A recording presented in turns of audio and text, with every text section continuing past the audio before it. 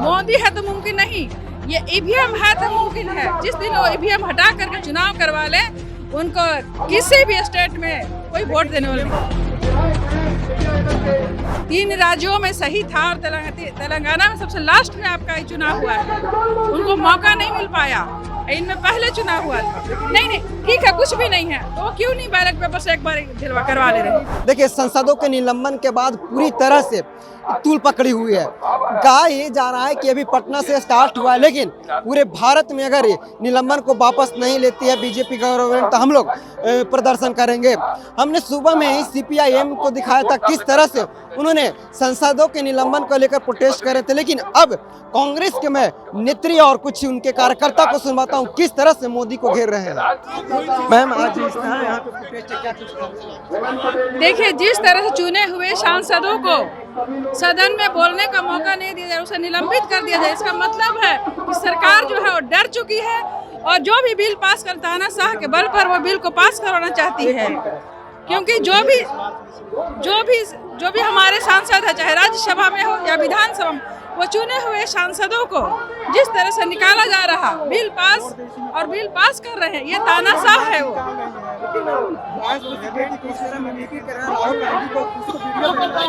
अच्छा, vice president को mimicry किया जा रहा है, ये उनको इस पर बहस करने के लिए वो हैं। और सदन के अंदर जो सुरक्षा को ये पहुंचा है, एक भाजपा नेता ने पास बनाकर अंदर गया है, उस पर कोई कुछ भी नहीं बोलना है। इस पर क्या लगा मैम, इस प्रोटेस्ट का क्या संदेश देना? इतनी बड़ी संख्या में हम हर दल इंडिया साथ में है और 2024 में मोदी को निकाल फेंकेंगे। मोदी है तो मुमकिन नहीं, ये ईवीएम है तो मुमकिन है। जिस दिन वो ईवीएम हटा करके चुनाव करवा ले, उनको किसी भी स्टेट में कोई वोट देने वाले नहीं। आपने बात छोड़ा तो उन्होंने तो कह रहे कि तेलंगाना में ईवीएम सही था और 3 राज्यों में गलत था। 3 राज्यों में सही था और तेलंगाना में सबसे लास्ट में आपका ये चुनाव हुआ है।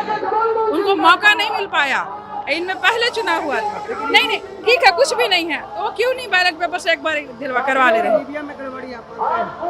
ईवीएम पूरी तरह से तानाशाह है। ईवीएम में तो गड़बड़ी है ही, गड़बड़ी नहीं है तो बैलेट पेपर चुनाव करवा ले। कि जहाँ बीजेपी हारती है वहाँ ईवीएम सही रहता है और जहाँ बीजेपी जीतती है वहाँ ईवीएम में गड़बड़ी रहता है। बीजेपी जीतती ही नहीं, जनता उनको जिता ही नहीं रही है। जनता उनको कहीं नहीं जिता रही है। अभी भी जहाँ 3 राज्यों के जीतने की बात करें, वहाँ वोट 10 ये कांग्रेस को ज्यादा आया है। आप लोग तो पत्रकार हैं, जानते हैं, वहाँ कांग्रेस को वोट ज्यादा आया है। आपके हाथ में एक बैनर है, क्या संदेश हम ये देना चाहते हैं पूरे देश को और भाजपा के नेताओं को और महामूर्ख नरेंद्र मोदी को कि ये संसद, ये देश सिर्फ उनका नहीं है। संसद 125-200 करोड़ लोगों का है, भारतीयों का है। ये बीजेपी का कार्यालय नहीं है, उनका दलान नहीं है कि जहां पक्ष और विपक्ष को वो बोलने नहीं देंगे। विपक्ष को आज संसद में बम धमाके होते हैं, कोई चाकू लेके घुस जाता है और उस पर जवाब देने के लिए ना गृह मंत्री आता है, ना नरेंद्र मोदी आते हैं, ना कोई और आता है। ये तमाशा है, मजाक चल रहा है। जब आप देश के विधायक और मंत्री नहीं सेफ है तो आप और हम सेफ है क्या? देश और पूछिए। आपने बोला है कि प्रधानमंत्री को इस तरह का बयान आखिर क्यों नहीं? वो मूर्ख ही नहीं है तो क्या है? डिबेट में ऐसे चपर करते हैं, इस तरीके से इशारे करते हैं, वो मूर्ख नहीं तो क्या है? जब देश इस हाल में है उनको जवाब देना चाहिए। 9 दिन से वो गायब है। 22 तारीख को राम मंदिर का आती है, लेकिन उन्होंने कहा कि पूरे भारत के लोग आप धर्म के नाम पे धर्म का अफीम चटा के लोगों को मूर्ख बना सकते हैं, लेकिन सच्चाई के पड़े कुछ और है। आप राम मंदिर बनवा के क्या करेंगे? भीख मंगवाएंगे लोगों से? ना आपके देश में रोजगार है, जीडीपी इतना गया हुआ है, देश पे कर्ज 43 करोड़ अरब रुपए हो गए। आप क्या साबित करना चाहते हैं? लोगों को मूर्ख बनाते हैं, धर्म का अफीम चटा के हिंदू मुस्लिम करके वो देश को बांट सकते हैं, देश को रास्ते से नहीं चला सकते हैं।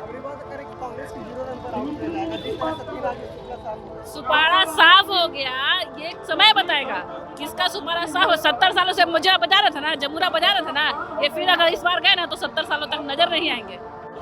146 सांसदों के निलंबन के लिए आज प्रोटेस्ट कर रहे हैं। कहा ये जाता है कि जो टीका करता है, भगवा करता है, वो बीजेपी के साथ है, लेकिन आपके हाथ में हम कांग्रेस का झंडा देख रहे हैं। नहीं, कांग्रेस का झंडा भी है और 146 का जो निलंबन हुआ उसके खिलाफ हम लोग आज आक्रोश मार्च भी निकाल रहे हैं और बीजेपी को सबक सिखाना चाहते हैं कि भैया आप इस तरीके से अपना हिटलर शासन नहीं कर सकते हैं। कि आप किसी को भी सांसद तक को आप नहीं छोड़ रहे हैं, निलंबन कर दे रहे हैं। लेकिन अभी सर उनके द्वारा कहा जा रहा है कि 146 संसद में निलंबन हुए हैं, 2024 में 0 पे आ जाएंगे, निलंबन करने की बात ही नहीं है। नहीं, यही उनका चाल और चरित्र इससे दिखाई देता है। लोकतांत्रिक मर्यादाओं पर कुठाराघात किया जा रहा है केंद्र की सरकार द्वारा और लोकतंत्र को निश्चित रूप से खत्म किया जा रहा है। बिना विपक्ष के सांसदों के क्या आप संसद में कानून बना सकते हैं? क्या ये संभव है? लोकतांत्रिक मूल्यों पर कुठाराघात न करे और उसी के विरोध में पूरा विपक्ष, पूरा इंडिया गठबंधन एकजुट होकर पूरे देश भर में ये मार्च निकाला जा रहा है। तो आपने सुन लिया, इन्होंने ईवीएम के दोष दिया। इन्होंने चैलेंज करते हुए कहा कि अगर मोदी में हिम्मत है तो बैलेट पेपर पर वोट करवा के दिखा दे, दूध का दूध पानी का पानी हो जाएगा। ईवीएम में छेड़खानी होती है और वहीं बीजेपी सरकार आती है और वहीं जगह बीजेपी सरकार जीती है।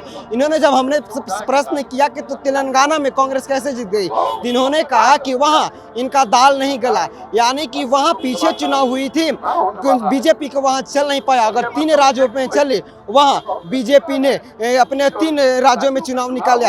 इनका साफ तौर पे कहना है कि आने वाले लोकसभा 2024 में पप्पू नरेंद्र मोदी पे भारी पड़ेंगे।